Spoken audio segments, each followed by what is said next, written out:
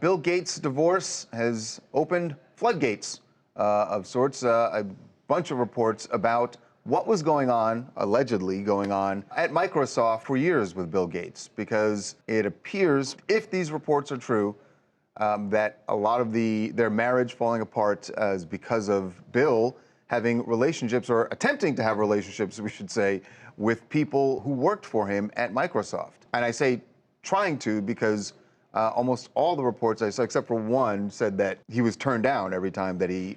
Yeah, I mean, look, there have been reports in the New York Times and the Wall Street Journal that Bill Gates had a relationship with a software engineer about 20 years ago that lasted years, and that he was kind of awkwardly asking various people out from the office, which didn't really materialize more recently.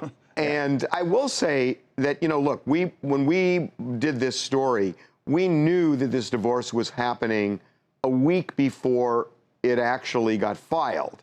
And we had heard the stories similar, in terms of, what happened in the marriage. Yeah. But this kind of puts a fine point on it, where they're getting specific about, individuals. Apparently, according to one of the reports, the board of directors of Microsoft actually hired an outside law firm to investigate this about a year ago, and Bill Gates resigned right around that time. He says it had nothing, or his people say it had nothing to do with the allegation, but the timing is kind of interesting there. It's nonsense when you look at it objectively for him to suggest there was nothing to do, no relationship between the a potential for an extramarital affair with a coworker or his attempts to have one and the resignation from the board of directors. It's amazing to me what Bill Gates risked.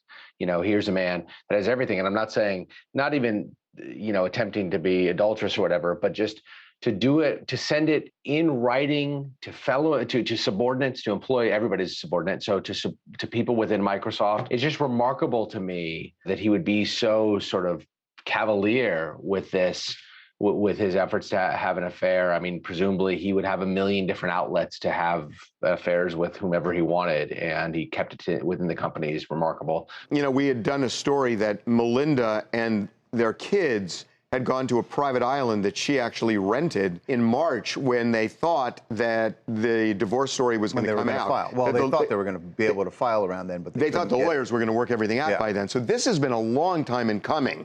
And we're getting the sense, not just months, but possibly several years, this has been a long time in coming. But when this private island thing happened, Bill Gates wasn't invited. There was a lot of animosity among the family toward Gates, and he was not invited to this island. They went, even though the announcement wasn't made, but Bill Gates wasn't there.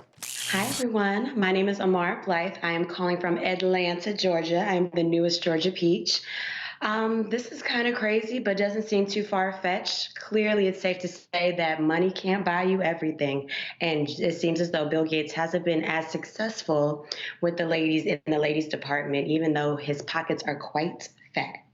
By the way, great background. Are you loving it? Thank you. I put it up myself. And not just that, if you're living in Georgia, it's kind of a peach color, so it totally works. She said, Georgia peach. I like you. You have good taste.